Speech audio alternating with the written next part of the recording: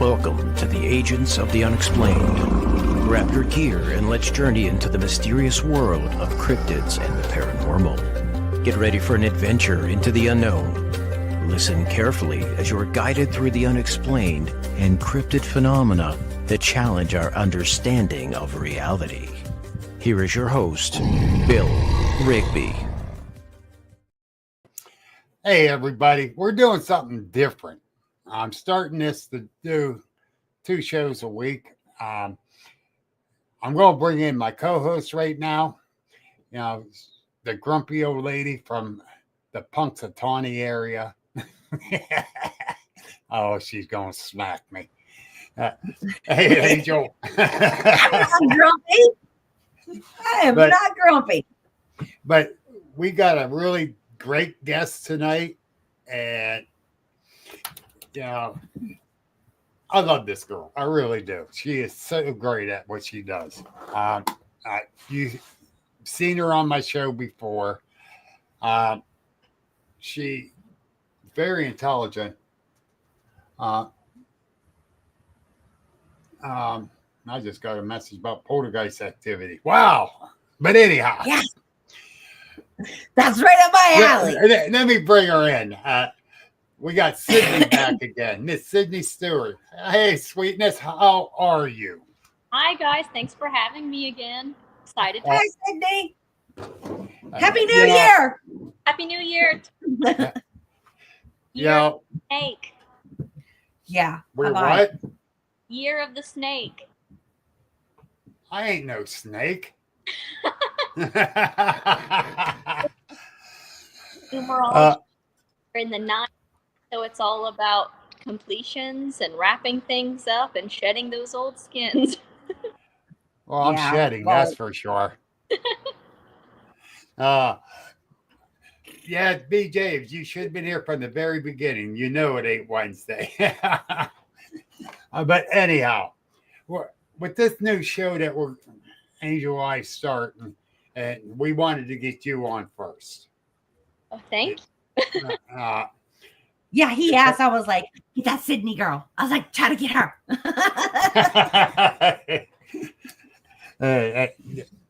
I think Angel likes you. But anyhow, for the people out there, tell them basically what you do. Oh, sure. My name is Sydney Stewart. I'm a professional psychic medium, and I do international global work for paranormal counseling and removal of attachment, cleansing people in homes. I do psychic portrait art. I do aura portraits. I also do energy work. I'm a high priestess and a practitioner. So a little bit of everything. Yeah. And for the ones that wasn't at my conference last year, she was there and she had nothing but a whole line of people. She was busy from start to finish, and I wanted to stop and BS with her for a little bit, and I just couldn't get in there. Conference. Yeah, it was a great conference, but the thing is, you're starting to do something with Grizzly too. My buddy Grizzly Chris. Yeah, they are amazing. Chris and Mary. They are going to do aura portraits. So they just started their aura photography business. And we partner to do basically an aura portrait day every month here. So I own Spiritual So Simple. We're a metaphysical shop in Athens. And once a month, we're going to have a whole day that is just for aura photography. They're going to come here. You're going to get your aura photography analysis, aura photography, obviously the pictures. We're also going to be doing aura cleansing, and I'm going to take class. The auras, the 7 layers of the aura, how to cleanse your aura, how to shield your aura healing, all of the fun stuff. That's going to be wild and fun. Automatically, in my mind, I'm like, oh, we need to go for a road trip. And then I'm like, oh, wait, that could be a bad thing because she'll be like, why is it so black? Why is this so dark? Why can't I see you? I have only seen it one time, and when I saw the person, his eyes were actually black too. Oh, Ooh. Yeah, yeah. not a person. Nah. No. I was gonna say that's not good. No, In my line of work, that's not good. you're If I see right. somebody with black eyes, I'm power walking. I don't run, Sydney, but I mean, if you see me power walking, you better be behind me. It was Go. it was definitely very different. He was he was learning like Usui Reiki. He had been like traveled for all of this stuff, and it bothered me because like at the time, and this has been maybe like 8 years ago, but at the time, every time I would talk to him, I was like I had this feeling of something here, and what really bothered me is I couldn't remember his face. I'm extremely good with every time I'm not near him, I could not remember what his face looked like, and I was like, I know why. Yeah. Uh, Yep. It is blocking you, girl. It is blocking you. Yep. Well, I think part of it is that it was a willful ride along. So once I was just like, goodbye. Ugh. Oh No. my. If it's willful, it's not my problem. Nope, that's your monkey, honey. Yep. Yeah. This is why I got Angel on with me on this, because she's better with this stuff than I am. Don't say it, Angel. But Bonnie Moore goes, Angel's from Punxsutawney? Yes. Ooh. We won't hold Yeah, that you against her, Bonnie. Yeah. He's a rat. He's a lion rat. Yeah. Good old Phil. I'm shooting that groundhog. Hey, they used to back in the day. That's what Groundhog Day initially was for, because Punxsutawney was a huge farming community along with the coke ovens and the coal miners and stuff. So if you weren't a coke oven runner or a coal miner, you were a farmer. So the farmers would all get together in the beginning of February and be like, okay, who's planting what? Because we can't just all plant corn or all plant wheat. We all need something different. So who's planting what where? Because then they would share it with the community and sell it on the market and stuff. So they would get together, and at the end of the day, they would have a big celebration and a dinner. And the main thing on the menu was roasted groundhog. Welcome to Groundhog Day. Oh boy, that's a good thing. Tastes like chicken. Hello, Susan. Hello, Marilyn. Yeah, and Bonnie, it's okay. You're from there. She's originally from Punxsutawney. Bonnie Moore. Oh yeah. Is. Yeah. That's BJ's I'm mom. sorry. And I like Bonnie. Did she got out? She escaped. She escaped. She's up in the mountains. She's out all day. Oh, Sydney. Okay, so when I'm not doing this crap in Punxsutawney, I'm usually found in Gettysburg. I'm a walking tour guide and paranormal investigator for the Farnsworth House, which is one of the buildings that was there and was, heavily engaged during the Battle of Gettysburg. Mm-hmm. So I have to tell you about this. Maybe you can help me figure this out, because this is great. I mean, I thought it was great. Other people don't think it's so much great, but I think this is wonderful. But I lost 9 people this year on my tours. I was going for an even dozen, but I ran out of time. There's this black shadow that I keep catching, because I see things that other people shouldn't see, but I keep catching this black shadow. Like there's these 2 Confederate soldiers that stand off in the distance behind this one tree usually, and they're like peek around and they're like, oh, she's coming this way, and then sometimes they even jump on my tour. Like when I'm walking up and down the street, I'll look in my crowd and there they are, and they're like, hey, I've heard this story before.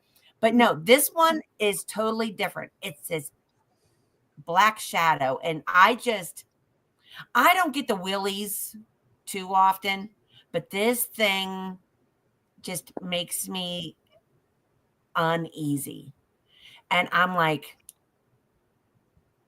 I don't know what to do when I see it, but I always wear my St. Benedict's medal or my St. Michael's medal when I do my tours at night because I'm, protecting myself. And I keep seeing him and he'll like flash like from one side to the other, or he'll run across the ridge above me. And like, I'll be in the middle of doing a tour and talking to people and telling them a story. All of a sudden, like I get this, like this creepy feeling like all over me. And like people pass out on my tour, like totally eat it. Bam. Like pass out. Like it's bouncing off of me and hitting them. And I'm like, oh no, and then I have to write up an incident report, which I hate to do. But like once I get them out of that area, they come to and they're fine. And they've all said the same thing. They've had this strange ringing in their ears and like everything just goes black. Like they can't hear and they get real, real sweaty. I mean, like pouring sweat, like out of their head and everywhere. They're like clammy and they just pass out. And it's only happened to me, but I've had 9 of them so far this year. And I really wanted to go for the dozen, but yeah. I know whenever I was like tapping in while you were talking about it, the first thing I noticed was it feels, it doesn't feel inherently demonic. It doesn't feel also like a human essence. So I don't believe it's a ghost either. But it does feel like something that is piqued like in interest by you because you have psychic ability. So it is trying to say, it is like drawn in by your light. And this is something that feels like it's tapped into all of the energy that is stagnant there. And it's looking for fresh, basically as I'm hearing it, like fresh meat. It's looking for new energy to feed on. And you have, as somebody who works in the field you have at least like your protections on, right? So whatever is trying to hit you, it's getting, excuse my language, it's getting really pissy and it's going to think you're so protected and then it's just reeling on somebody who is not in tune or it's just reeling on somebody who is in tune enough to feel what's going on and just enough to be a target, but somebody like these are people who are not well shielded. Yeah. Like it's crazy though. I mean, like they'll be like just walking and all of a sudden, wham, like somebody cut down a tree. And I'm like, But anyhow, Danny got a question out there. Danny has a question for Sydney. Sydney, when you're in a crowd, do you ever get overwhelmed with souls talking to you? Oh, no, I tell them to go away. If they're, I think of it as it's no different than somebody else walking to you. Treat everybody with respect. If you're going to be rude and trying to be overbearing, back up and back off. I'm not, I'm not dealing with that. It's a very like rare occurrence that it happens, but a lot of the times when it's people who are insistent like that, if it's like they have a loved one nearby and they're trying to get a message to a loved one, or they are, and this has like happened very, very rarely, but I've had a couple who are really angry because they've been rejected from where they want to be. And I mean, in 10 years, I've 2 people, so very rare. 2 people have been rejected from like the heavenly planes. Right. They were, and you have to be truly inhumanely terrible for that to happen. Like it is not something that happens. Even awful people ascend to the heavenly planes. In 10 years, Wait, Hitler? What is it? Is Hitler in the heavenly planes? No. Please tell me he's not. Okay. I'm not sure. And up in one piece in the lower right. I don't Well, know. with Danny's question, Angel, that little room at that we walked into down there in Butler, off from the morgue, all those ones, you thought your head was going to explode. Yeah. That's because they were all talking at the same time. We were all talking at the same time. And it wasn't actually talking to her, but it was like a party going on in there. It was a rave. It's the best way I can just describe it. And it was in the weirdest spot. It was like in this tucked back, like had all these pipes and stuff in it, you know? Mm-hmm. And it wasn't anything but like a supply room or something. But I'm telling you, they were like having a rave in there. There must have been like 12 of them. And I'm like, and they're like running and they were like, woo, woo, woo, woo. And they were like having a good time. And I'm like, what the heck is going on in here? I was like, it's way too much. I can't deal with all this. I was like, no, I'm out of here. And when we walked out, we caught that it like there was a shadow up right past the camera. It was really cool. Ooh, okay. Mothman 46, was you there that day? Rejected from the Waffle House. Waffle House. You must have been there and I didn't see you. Bad. That's bad. And Danny wants to know, how do you both feel and what do you do? About what, Danny? I feel squishy. How can you be squishy? You lost all that weight. Because there's extra baggage, you know. No, Jesus. I ain't going there. I look like a Sharpie naked. How do you feel like being overwhelmed, he said? And what do you do about it? I think one of the things I talk about I teach psychic defense, psychic development courses, and I've gotten to travel with those. One of the things that I, almost to a level of harping on, I think it gets annoying probably because I talk about it so much, but I think part of it is getting very comfortable with shielding and getting very comfortable with being able to add on, being able to adjust to static, being able to ground, anything like that. Because even if you are in a place that is kind of like what Angel's talking about, like a rave, if you know that you're going into a situation that's going to be like that and you do not want to become overwhelmed, you can do a lot of things that inhibit you from overwhelmed.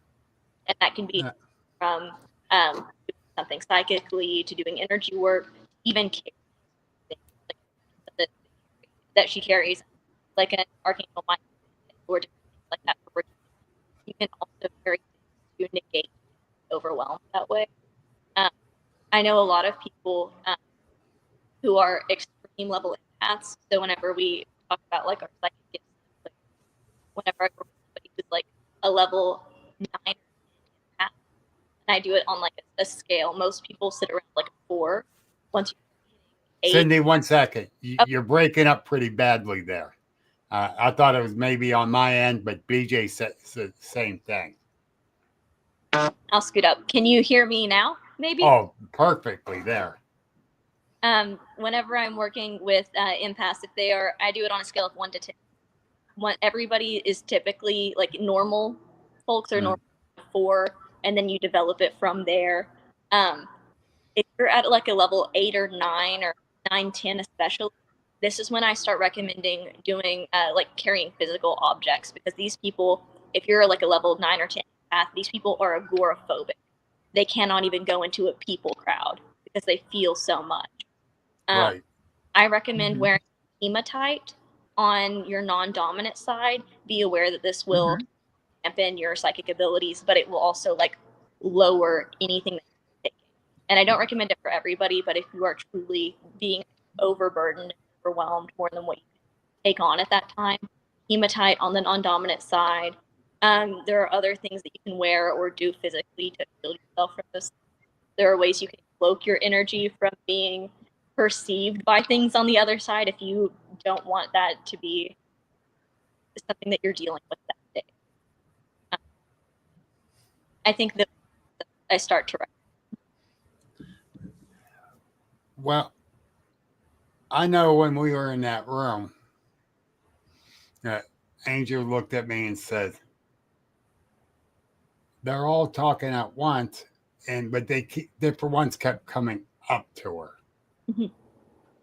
Yeah, like they can be. Some of them get insistent, and some of them get mad. Oh yeah, and that's one of the things I talk about too. Is a lot of times when people have issues with negative or aggressive entities, a lot of the times it's just an angry ghost. It's not always. It's very rarely something that is worse or like demonic. And a lot of the times it's like, think everybody that is alive now, there are people, unfortunately, on this planet who are very, very abusive, very harmful, hateful. People like that existed before us too. And their ghosts float around if they have. So people who, in their passing, come up to you like this and they start screaming and they're like, "Why am I stuck?" Like, it's almost like they're on an aquarium. Yeah. Like, "Am I stuck like this?" Yep. I bounce them. No. Yeah. That's those are the ones that like really get my attention. I've also noticed, like, you can ask Bill, I'm always a big fan of telling people, listen, if you were a poop bubble on life, you're going to pee a poop bubble after life too, dude. So you may not want to carry that negative with you later. So you may want to check yourself before you wreck yourself. But like some of them, like, especially when I'm in like a place like Gettysburg, I mean, it is just crazy central there. You know, there's just so much energy there and so much. And I think it's because those guys just died so fast and so hard and so quickly that they didn't know, you know. And so when they notice that I can see them, then they're like, oh, they get excited. Some of them just get excited, like, hey. Oh, you know, those are the ones that I know that are just like, you know, happy that somebody can actually see them, hear them, you know, communicate with them. But then there's those ones that are like, ugh, and those are the ones like, I don't know how to do that, you know, where I try to tune them out, like, you know, go away because I've had enough of you. And I've had some like really strange ones happen to me sometimes. I hate when they jump in the car with me. Yeah, that's never good. Hey, let's go for a ride. Yeah. My man's asking, have our guests ever encountered a psychic vampire? No. That goes for either one of you. I can't answer that, but Sydney can maybe. Oh, a few.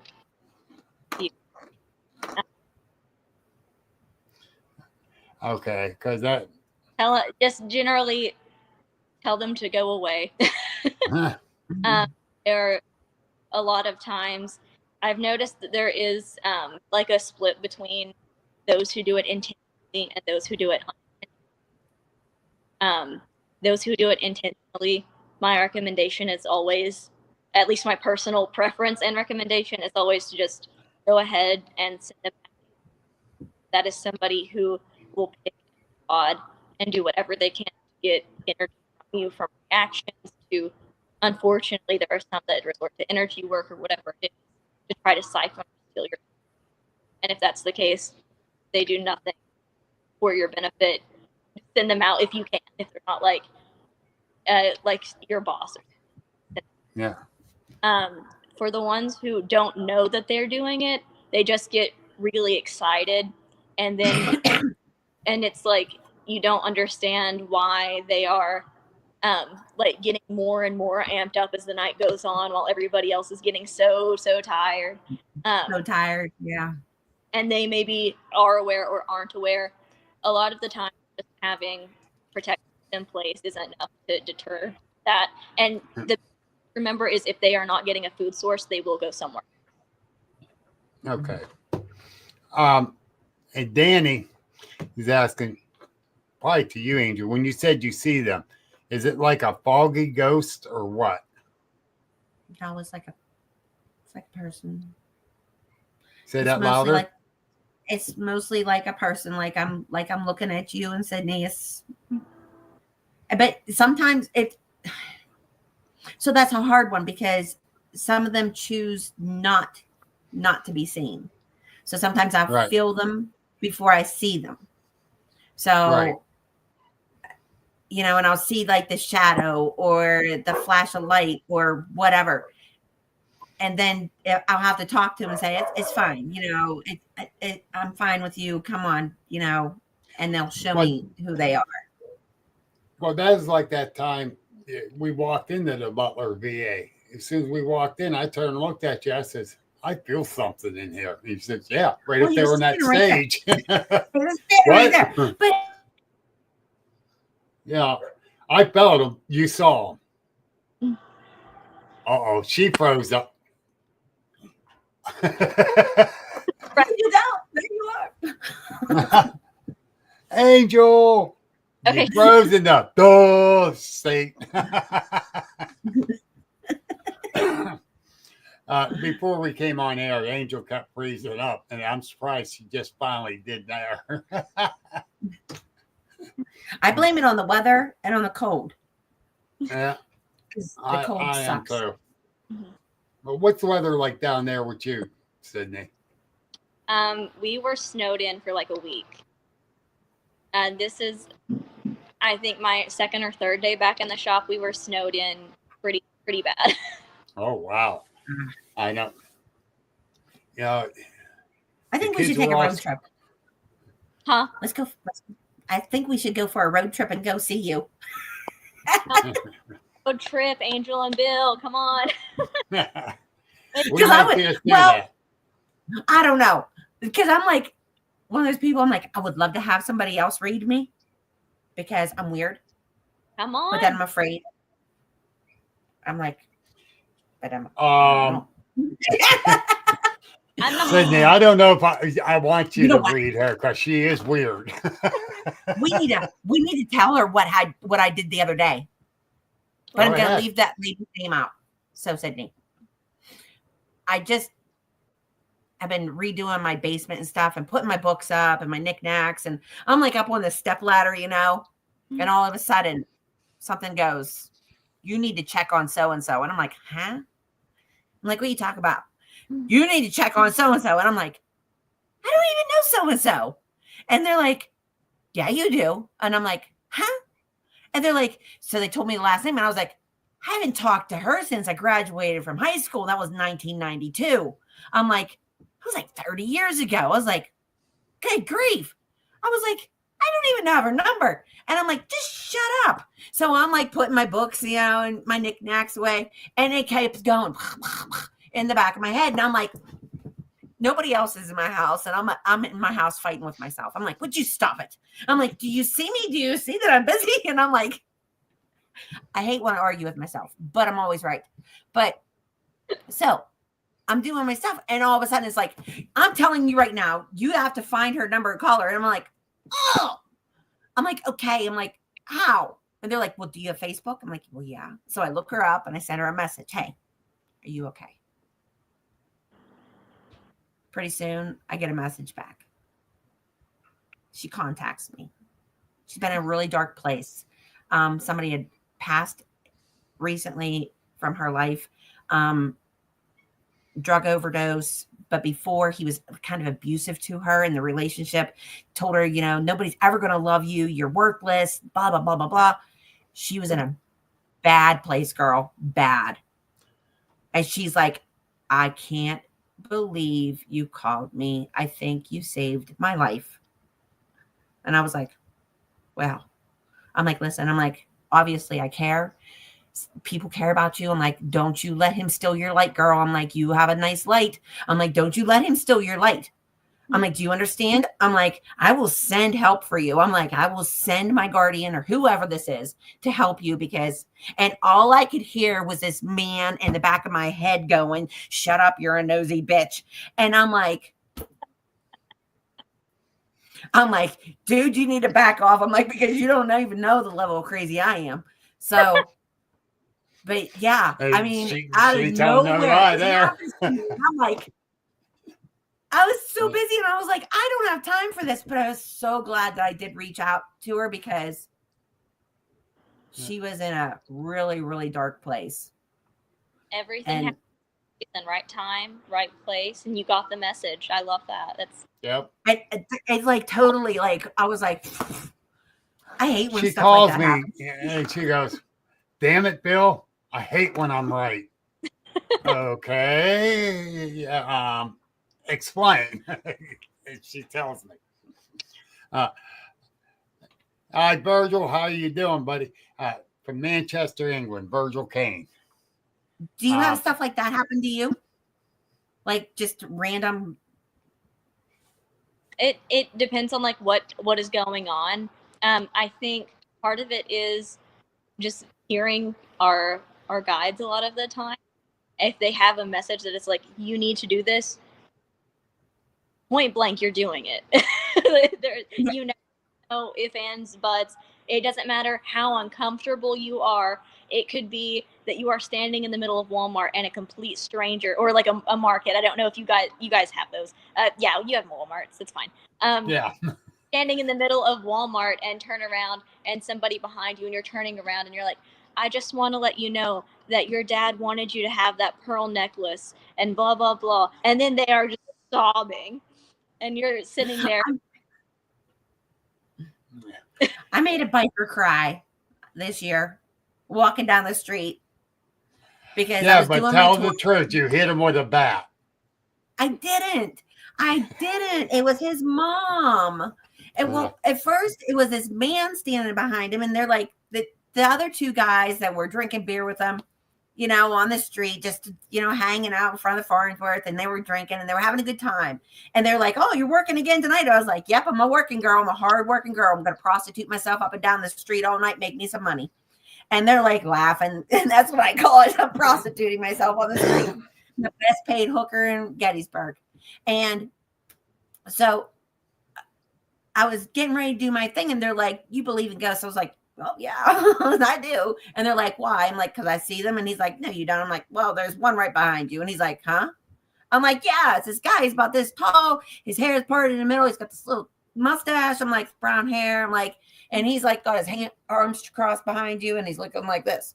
And he's like, "That sounds like my uncle." He's like, "Is there anybody with him?" And I'm like, "Let me use my good eye." I'm like, "Who's this lady? This dark-haired lady's got like wavy hair, shoulder length. She's short, round face." I'm like,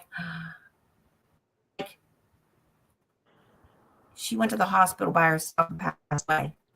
She wanted to do it that way. She didn't want you there. I'm like, "Who is it?" He goes, "What's her name?" I'm like, "She'll give me her full name." I'm like, "I can't get her full name. It starts with an R." He goes, "Oh my God, that's Mom Rita." And he jumps up and lunges at me. And I'm thinking, "Oh no, this is how I die." And he's like hugging me and crying. He's like, "Oh my God." And yeah, she went to the hospital and just didn't tell anybody that she didn't feel good and died. And he's had like such a hard time about it. I said, "Listen," I said, "she was pretty sure that she was on her way out and she didn't want you to see that." I'm like, "But she's with you all the time." I'm like, "And I don't know what you're doing right now." I'm like, "But you had something going on that you should have asked your mother about because she was telling you the answer." I'm like, "And you didn't listen to her." I'm like, "But there's something going on." I'm like, "So whatever she's telling you in here while you're sleeping," I'm like, "Listen to her." He looks at his wife and she goes, "I freaking told you." Oh my God. Angel. And it was just random. It's just like that with me, just random. Yeah. I mean, I can't like read people if they come up and say, "Let me read you." Can you read me? Nope, I can't. It's just random. Like, I think you could. I don't know if I want to. I don't know if I want to. I got enough. No. Because it kind of scares the crap out of me, really, honestly, to tell you the truth. because I hate when I'm right, and I hate when people get that excited and like jump at me. I'm like, Virgil, so I don't know how you deal with it. I do don't have a know how bird you that do loves it me.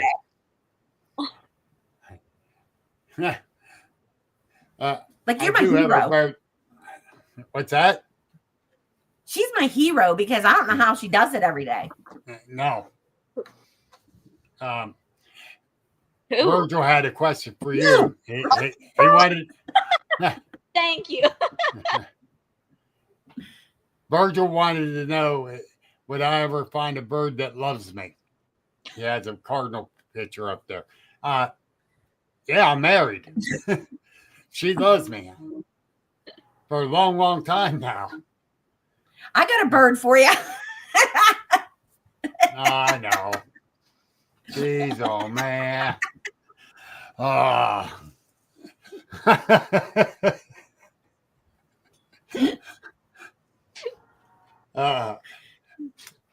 Sydney's probably going, what did I get myself into? This is normal. The company. And Beverly, she's from Ashland, Kentucky. I'm sorry, that's on the Facebook one, and I quit looking over there. Right? I've just been looking on the screen here for the questions. Let's take a van.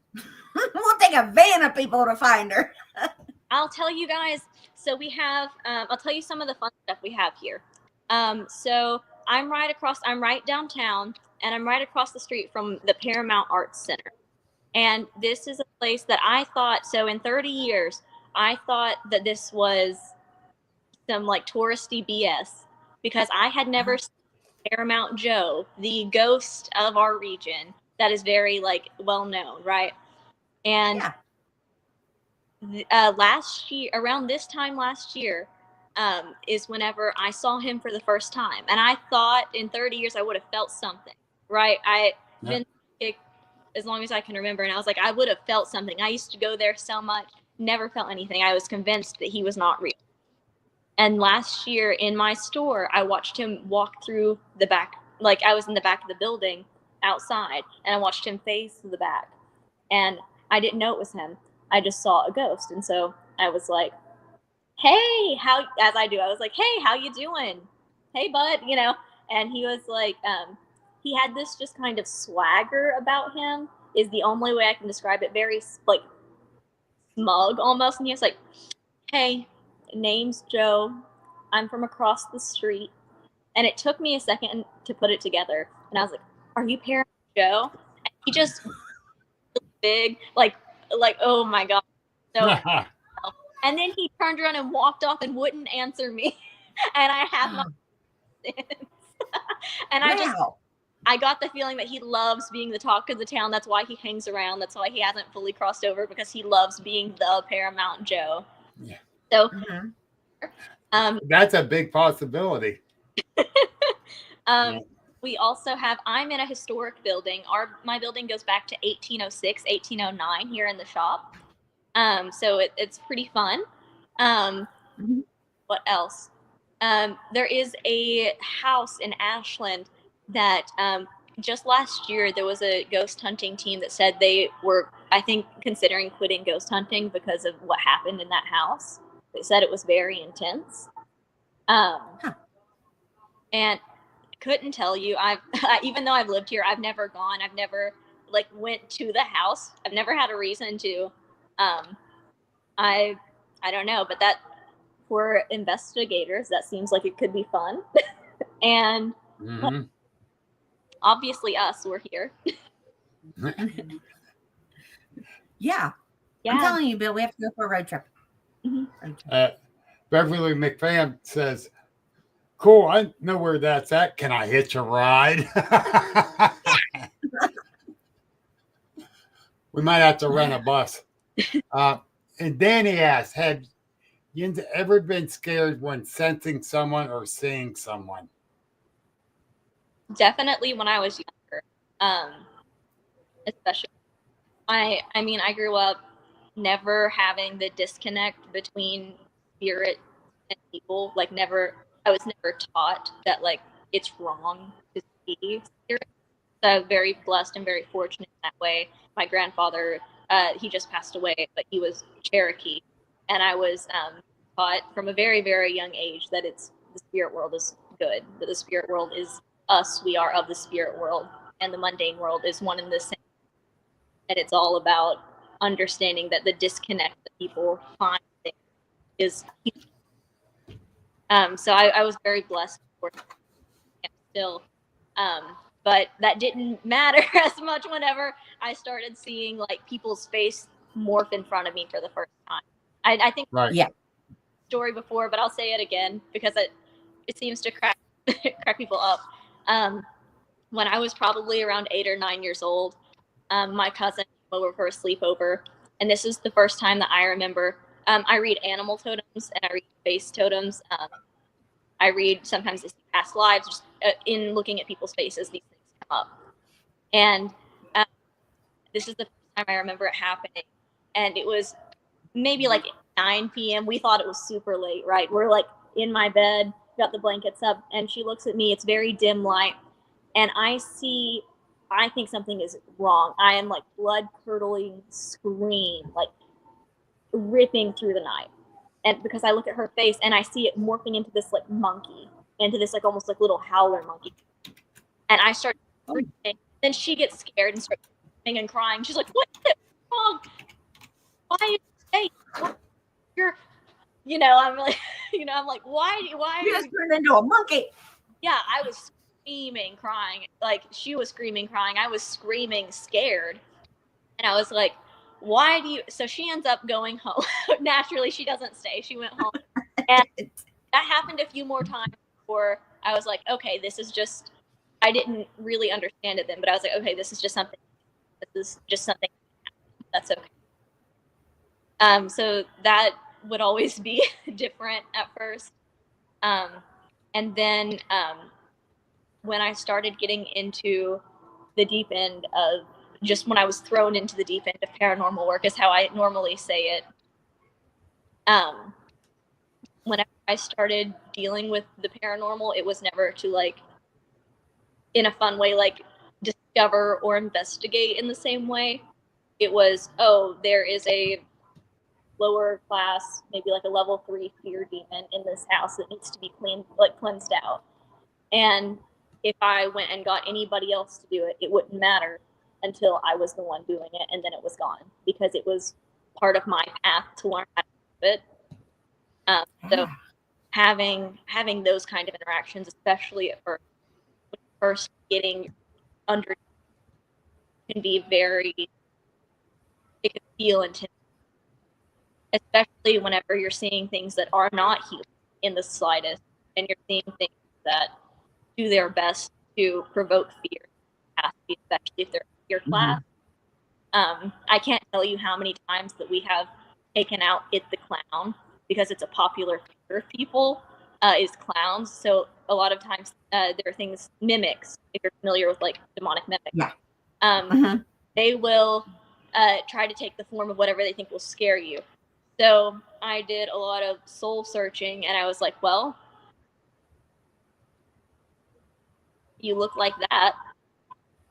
Embarrassing for you. And like turned it into something else, right? I'm like, then you actually deal with it in the way where you are doing it through psychic defense, or hopefully getting rid of it, banishing it if it will not kill it.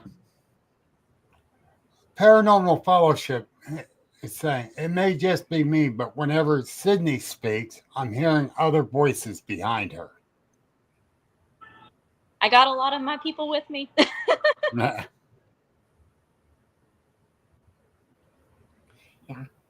The ones that I hate the most are the ones that climb walls and ceilings. No, that is. Those are the. You're right. I don't like that at all. Yeah, like it, and I don't usually see them with a face. It's just like a lump with legs and arms, or like, and that scares living shit out of me. Mm-hmm. That like turns me into an instant fat ninja, and I'm like, no, I'm out. I can't deal with that. No, that's beyond my level of crazy, and I'm not doing that. So I just removed myself from that crap. But the one thing that I had the hardest time with this year was, I don't know why, I've been to Gettysburg a gazillion times, but this year, for some reason, it just had a really different feel to it this year for July 1st, 2nd, and 3rd, which would have been the Battle of Gettysburg, you know.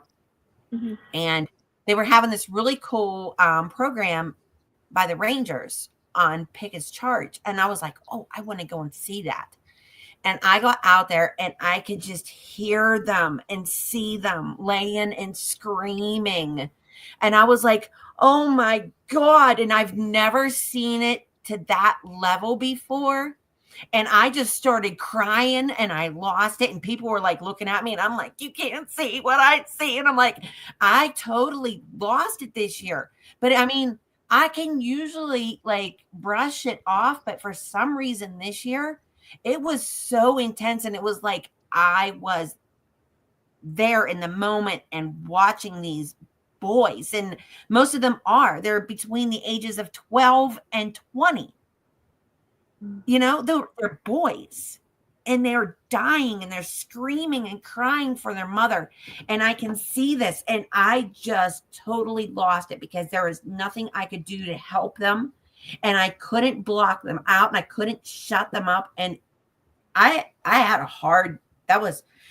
I went home and I still couldn't get it out of my head. And it was just bad. It was just so bad. That is a bad situation. And then the next week, they were gone. They were gone. They were just gone. And I was like, what happened? You know, and I thought, am I losing my mind? I'm losing my mind. I'm going crazy. That you helped cross them over in your sleep. I think it probably stuck with you so much, like so horrifically. That's probably why you had to see it. It stuck with you so horrifically that in your sleep, you helped cross them over to the other side.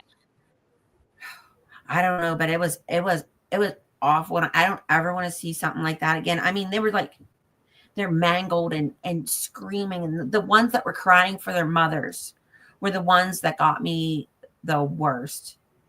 You know, I can't imagine what these kids went through and to die like that and just be forgotten. And Ed Odell has a question for you, Angel. Now, Angel, do you think it's because of the people and their intent and manifestation out in the battlefield, meaning bringing them to our plane to be seen?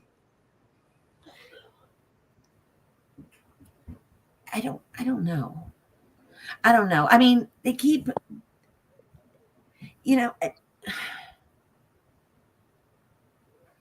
when I encounter them, I think Gettysburg is a very active place because we bring it to light there. You know, we bring the history alive.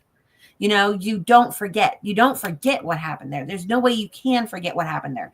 But of course, not everybody knows the whole big, broad story of it. So I think maybe that's why sometimes it gets so intense with me, because I can see what actually happened.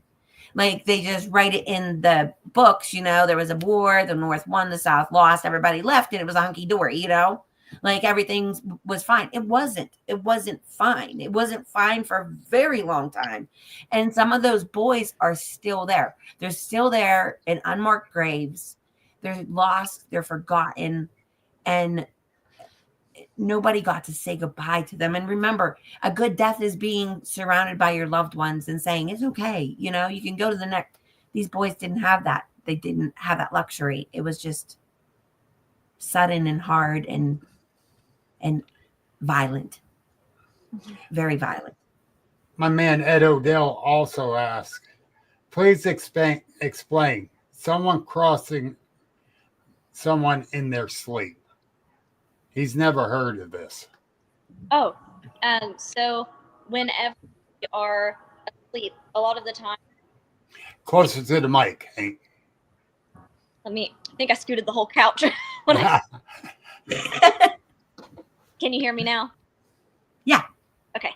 A lot of the times when we sleep, when we are already half, to the energetic of especially if we have jobs.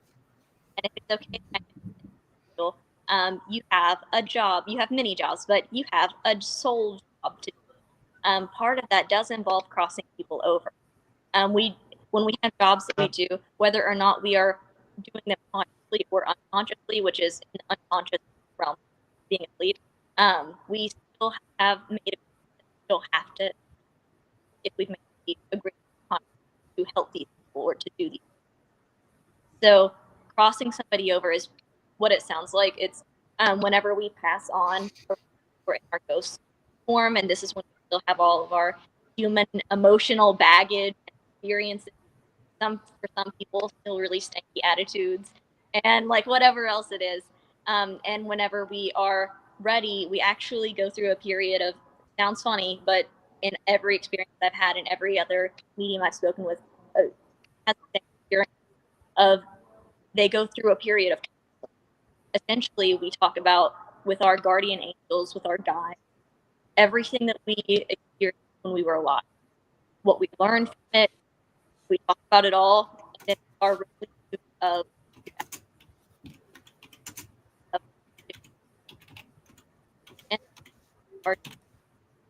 we leave that, and then we, in our wholeness, ascend up into the heaven. There are a lot of people, as said, who are still just like wandering around, who feel stuck, or if they died, especially if they died a traumatic death, some of them don't even realize they're dead. They, right. Like so many things like that can happen. And so some souls, whenever we incarnate here, and even when we aren't incarnate here, when we're just on the other side, some of our jobs that we sign up for is, okay, I'm going to help cross these people over. So if you are, whether or not for some reason, for some people, not Angel, I'm not saying this for you, but I do know some people who like are not consciously like comfortable crossing people over, or are not consciously comfortable in all of their gifts. So they do a lot of their work in their sleep, in their subconscious, when they are not of like when we are just like in the astral. That is when they do a lot of their work. And then there are times whenever we are called to do that conscious when we are awake. So that may be like we run into a ghost and this ghost is ready to cross over, or this ghost is very aggressive and needs to be crossed over whether they like it or not. And in either scenario, we either ourselves cross them over, or we can call upon angels to cross them over. Hello, Grizzly. Okay, so, and you're welcome, Ed. So, then I'll have to tell you this. So, last night, my grandfather passed. 95 years old. Sorry. I only wish I could live the life he did. Wonderful man. I mean, a warrior for Jesus from day one till the end, and very spiritual man. Anyways, so when I sleep at night, a lot of times I go to this place, and I call it my place because there's this bench. Only it seems like I fit this bench just right. Like I'm weirdly shaped and my legs are funny, and I don't fit everywhere all the time, like my legs are either dangling or dragging, but this bench fits me perfectly in this place. And this is the most serene place. It's just my safe place. And I go there in my dreams, and I visit my dad there. My dad comes and sees me, and this old lady, and I don't know who she is because she doesn't talk. She just pats me on my lap, shakes her head and smiles. Sometimes she shows up, sometimes she doesn't. But the other night, I go to my spot, and I look up, and I'm like, I see this man coming, and it's my grandfather. And he came, and he's like, come on, let's go for a walk. And that's what he used to do to me. Come on, let's go for a walk. And he grabbed me by my hand, and I turned into a little girl. I've never done that before. I'm like, instantly, I was like 8 or 10 years old. And he's like, let's go. And we went back.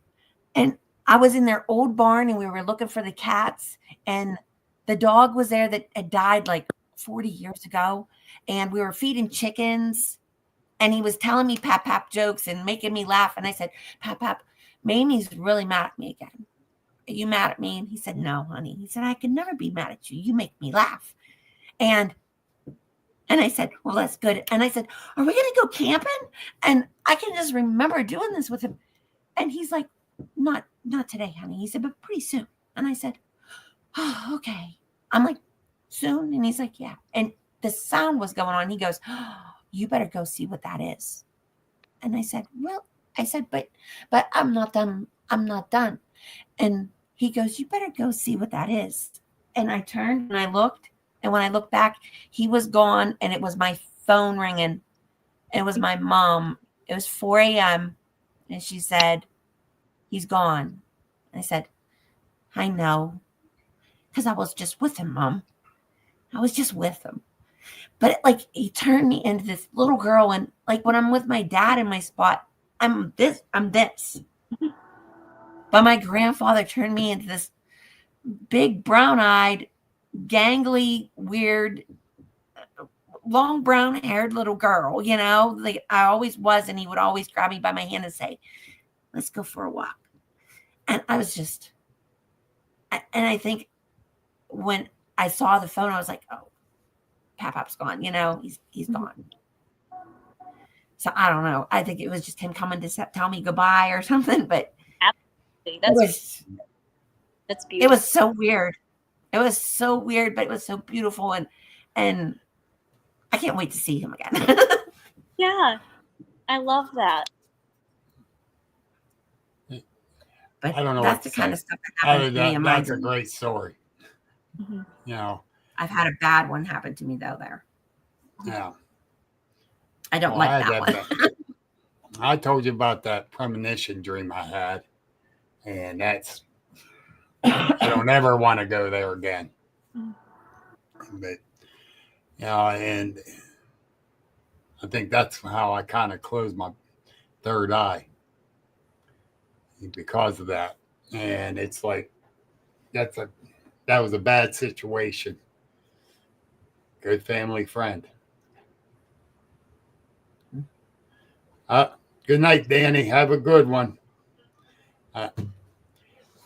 But anyhow, it's getting close to 8 o'clock. We can wrap this up here shortly. We need to go on a road trip. Yes. Kentucky's not that far away. I'm just saying. I came up there last year. Yes, you did. Yep, it's your turn. We'll have to make a plan to come down that way. But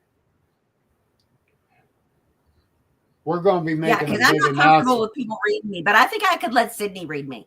Yes. I want to be there when she reads you so I can laugh at you. No, so I can see it. She's going to be like... But anyhow, within the next week, we're going to be having a big announcement coming out. Something really huge. And so be prepared. Angel and I are going to be doing these shows every other week. We'll get set dates and times. We picked Thursday this time because of Les wasn't doing his show. And Les uses my StreamYard to do his shows. And so I won't step on his toes with it. But Angel and I will be making announcements about these here. Oh, no, I froze. No, I'm not. What? Yeah, you was. You was. No, I wasn't. Oh, no. It can't What? be. Really? Rye, you're What? showing up finally. Where have you Bring been it all in. night, Rye? You just showed up. Good evening, buddy. There's another great podcaster, person clean around. Koga. Hey, I'm Codex doing it. of the can't do it. Curiosity. We can't do it the 21st or the 28th of February because I'm going to New Orleans. You will love it. New I Orleans. can't wait. It's absolutely I wonderful. can't wait. All I'm going to say is I'm going to hear all about it for a month, especially if she goes near those cemeteries. Oh, you know I'm going there. I know. I'm going. I'm going to the bayou too. I'm gonna message you a place to go. It is Okay. It's really good. Oh Okay. boy. Oh boy. I got my 13 pennies ready to. I got them packed already because you know you got to put the 13 pennies on your windowsill so the Rougarou don't eat your soul while you're sleeping. Because you can't count past 12. Oh, I ain't touching that with a 10-foot pole. But anyhow, Rybox says that cemeteries are the safest place to be. Yeah. I love me a fine cemetery. I find the most interesting people in a cemetery. Now, wait a minute, Rye. That one NCIS one, New Orleans, there was a dead body walking around. There was a dead body walking around in that one.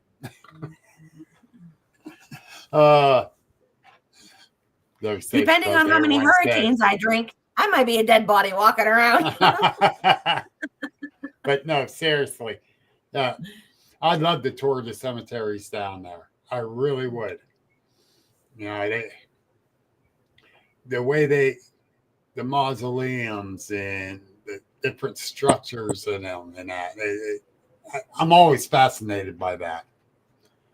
The architecture is very beautiful. If you ever yes, walking tours of the history of the architecture, of the spiritual history of the architecture, absolutely beautiful one. What blows my mind is when you think about these old ancient cities like Charleston, New Orleans, Savannah, and places like that, and you look at these buildings, you know, I can't even put together a piece of crap furniture from IKEA.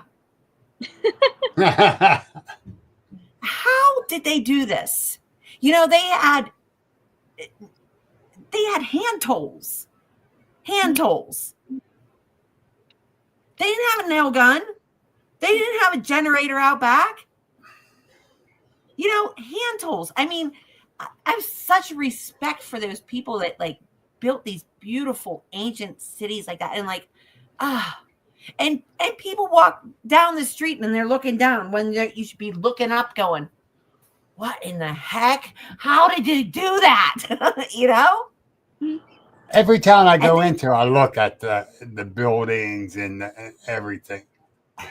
Yeah, just like even Pittsburgh, you know? Yeah. You go to these old cities and you look and you're like, what? How? Right says Google the Pomonch Cementerio in Mexico. He said it will blow your mind. Look. No, so now I'm going to have to do that. Thanks, Rye. I thought I was going to go to bed early tonight. But I would just love to travel around and just go to old cemeteries and old cities and just look at architecture and stuff. It's just unreal. Yeah. The one big cemetery here, Oakwood, the largest funeral procession we ever had was the early 1900s. The Gypsy Queen died in Sharon as he's coming through town. And to date is the largest funeral procession ever in our town. And for years, I don't know how many years after she'd been buried, they had jewelry, coins, and stuff on her stone. But if you walked up close to that stone, 2 gypsy guards came walking up. You never saw them. But they come walking up, kept you away from it. The true story. Actually, 2 years ago, the Sharon Herald newspaper had another story about that again. And it's a fabulous story. And I didn't cut it out to keep it. I think our birds pooped on it. But You should find it online Yeah. on the newspaper website. yeah. Mm-hmm. But yeah, so yeah, but the architects of the mausoleums, the statues and stuff, it's just totally unreal. And the one evening, it's just getting dark. My daughter, my wife, and I, and a couple of the grandkids were walking up through the cemetery. It's getting dark, no problem. No one's in there. Safe just to let the kids run ahead of us up the road if they wanted to, but they didn't this time. Beth goes to me, she says, "What's that light up there?" I look up, I went, "Oh, that's a light in the mausoleum up there." Walking a little bit more, I just stopped. I went, "Wait a minute." And I'm looking, and it's kind of flickering a little bit and moving like this. I hate to say this, there's no electric to that mausoleum. And there's no windows on the side of that mausoleum. I don't know what the hell that is. And I turned and looked, they were gone. Well, I go, all right, I'm going Witchins. But yeah, that was kind of weird seeing that there that evening. See, that's when you needed my crazy ass with you, because we'd have been going to check it out. Oh, We'd yeah. have been like, "Oh, Bill, let's go see what's going on." Yeah. I wasn't doing it by myself then. And I don't know what the hell that is right now, because that's something different I've never seen in this cemetery before. And we only lived like 3 houses down from it at the time. When we owned a house over that way. Hey, I think I have a good idea. I think our audience and stuff coming up with ideas for things for us to do, Say that again? like things that they would be interested in seeing us do or go or whatever. We could take them on a road trip, like to go see Sydney, please do. and then like, what do they want us to talk about, or what do they want to hear about, besides us just being crazy all the time.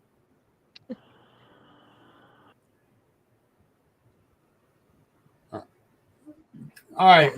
Right. I'm just reading this. That one in Mexico, this one will keep me up. They clean off their loved ones every November 1st to put on a presentation. Well, duh. What the hell do you mean? It's the Day of the Dead. You have to do that. That way you remember your lost one. Okay. So you remember the Day of the Dead is the day that you celebrate your loved one that passed on. You mean you're cleaning the body again, or you're cleaning the grave?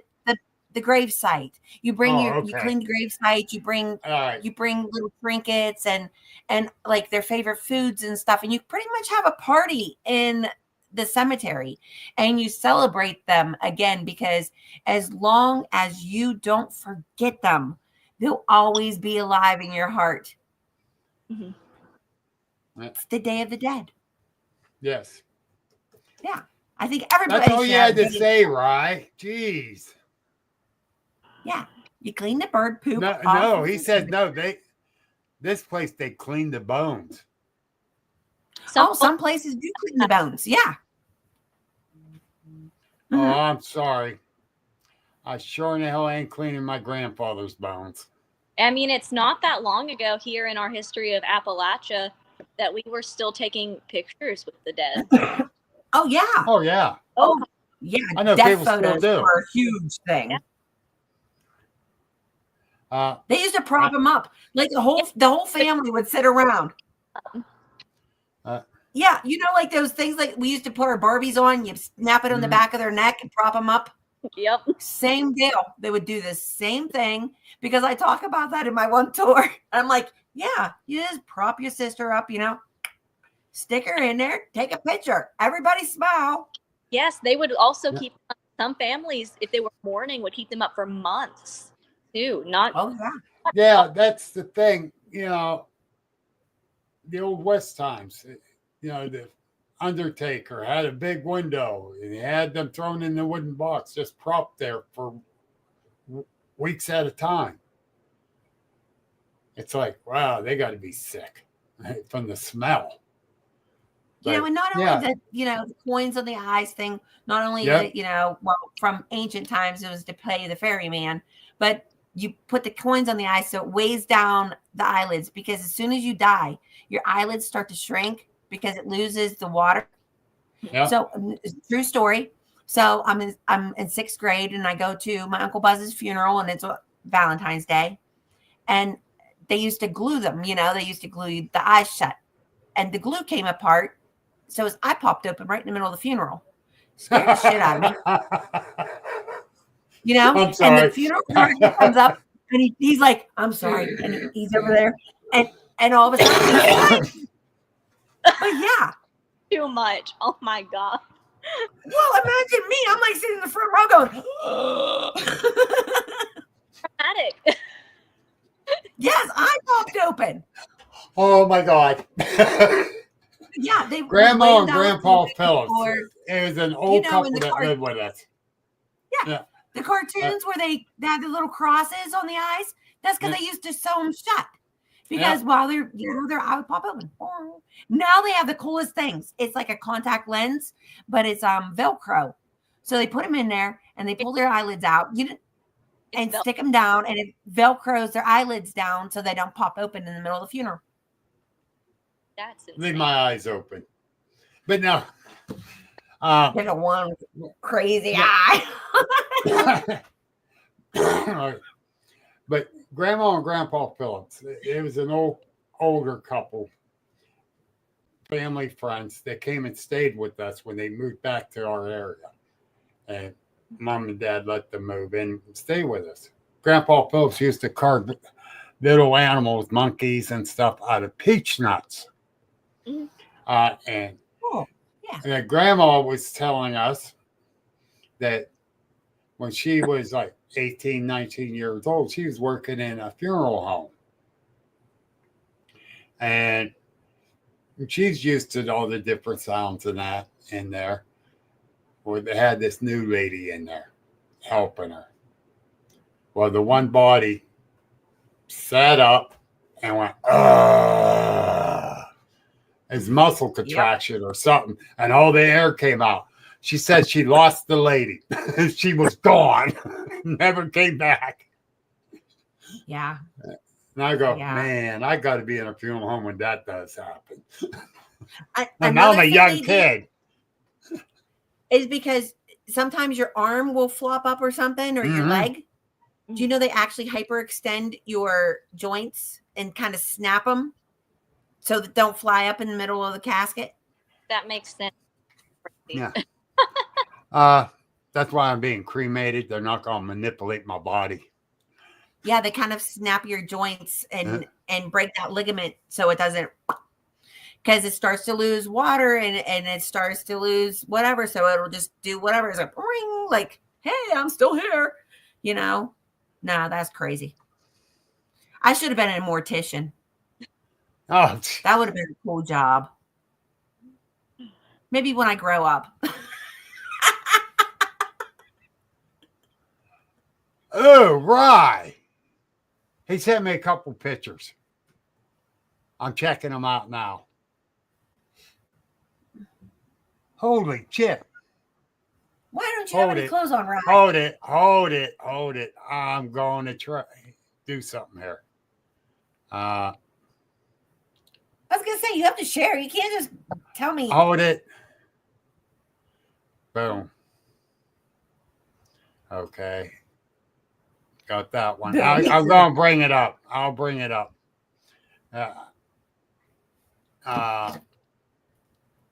I'm downloading it to here. Now I'm going to have to bring it over to StreamYard. Okay. Hold on. I'm bringing it. Holy shit. Oh, Paranormal Fellowship. Sparky, come on. They only do that to you. Actually, he thought they snapped their joints, and so did I shut to prevent them from escaping the grave. Okay, here we go. Add an overlay. I'm going to try to add two at the same time. How do we get on this conversation? All right. I'm going to bring them up. Here's the first one. Oh, that's cool. Yeah, it looks like he's still got an eyeball in there. Ugh. Then this one. Oh, yeah. Yep. That must have been a hard worker or a meth head, because look at the missing teeth. No, shut up, Bill. That's wrong. The missing teeth. Cool. Oh. And, you know, it really hey, thanks for right. That thanks, we didn't buddy. do things like that, though. You know, in America, even. I mean, the Native Americans did it, and you know, the gypsies, whatever. But right, thanks, man. I mean, death isn't always such a sad and scary thing, you know. No, it's not. It's just another. It's just another thing that we deal with every day in life. Yep. You know, it's just another step. And like Mariah's saying, this is really an important part of their celebration too. Yeah, you know? That's honoring them and remembering them, saying, "Hey, I still remember you. You know, you still have that light in my life, and you're still important to me." Yeah. Yeah. And you know, I mean, they get the whole family involved in it. Yeah, that's what BJ was saying. Even the little children. It's like here. It seems like after 10 years, people forget to go to the grave. Yeah. You know, and visit their loved ones. It's like, okay, they're gone. They're forgotten. Exactly. It's like a goldfish you flush down the toilet. I still go to my grandmother's, my grandfather's. I still go to my mom's. Still go to my grandson's. My daughters. You know, it's something I can never stop doing. Mm-hmm. And so what they're doing for Day of the Dead is very, very interesting. Good night, Virgil.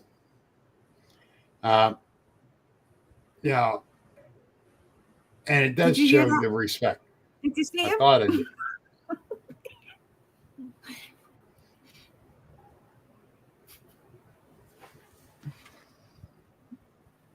Is that Ed? Was that Ed?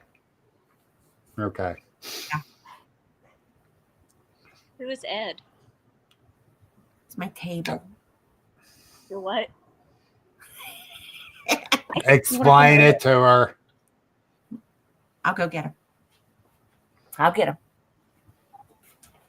A possessed table. A table? Not possessed.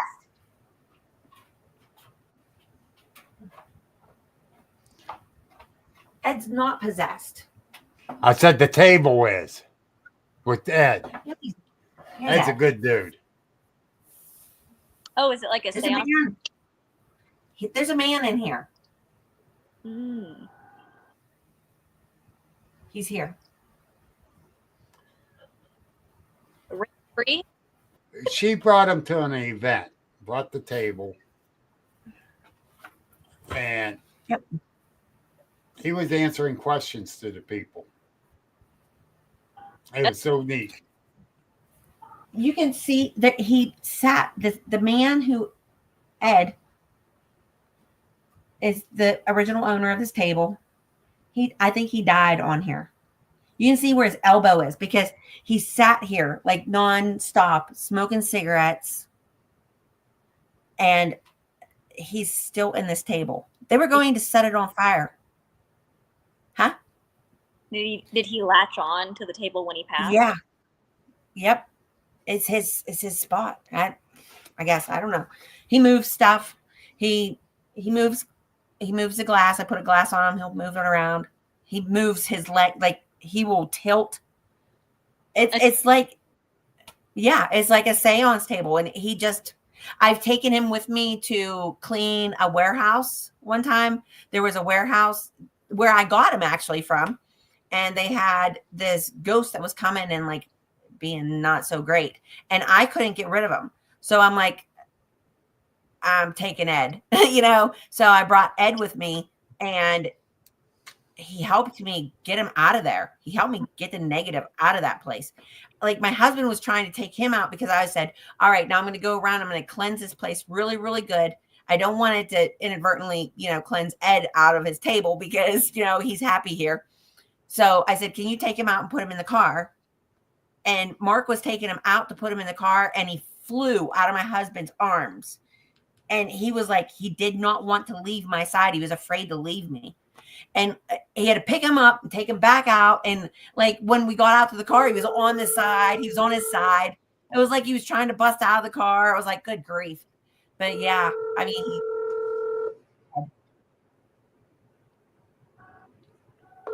yeah. Tammy, answer your phone. You're watching.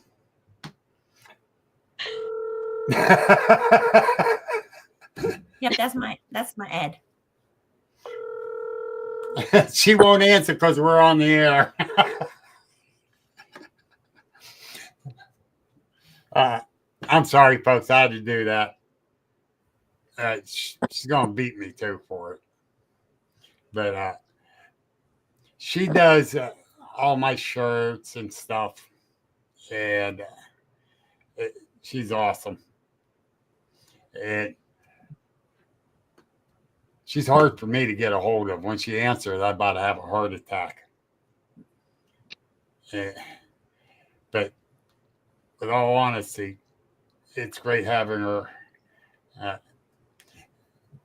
because she does great work.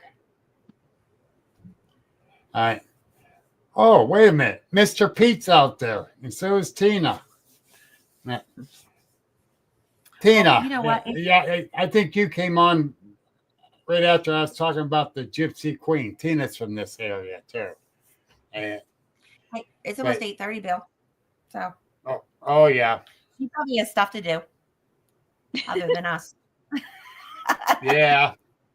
I do. But So anyhow, it was great having you, Sydney. Thanks for coming. Thank you, guys. yeah, it's always an honor to have you, Sydney. It really is. I'm coming to see you, with or without Bill. Please do come on down. And if you guys want to do, we started doing my business name is Spiritual So Simple. We have a website, spiritualsosimple.com, and we're on Facebook, just Spiritual So Simple. If you guys live, we do lives every Friday. Tomorrow. Okay. Oh. Yeah. 11:30 in the morning. Oh, okay. Well. Send me a message. All right. Stay off the phone at that time, I'm definitely Angel. coming to see you. Huh? Stay off the phone at 11:30. But yeah. But anyhow, well, Angel and I will be making announcements of when we'll be doing this again. We'll bring you back again sometime, too, young lady. I'd love to hang out again. And we'll be talking soon. Thank you, everyone, for I think what would be a good one is if I go see her and she reads me, and then we can discuss what you find. Let's do it. I don't know if we can do that type of show. Oh, stop it. What? Oh, man. That was so set up. So set up. But He's not anyhow, nice to me. hey, thank you, everybody. Thank you, Angel. And Sydney, You're welcome. super thank you to you. We'll talk to you all later. Thank you for tuning in to the Agents of the Unexplained. Please visit our website at agentsoftheunexplained.net for unique paranormal merchandise like t-shirts, books, and coffee mugs. Join our Facebook group and subscribe to our YouTube channel for more thrilling content. Until next time, keep questioning the unexplainable.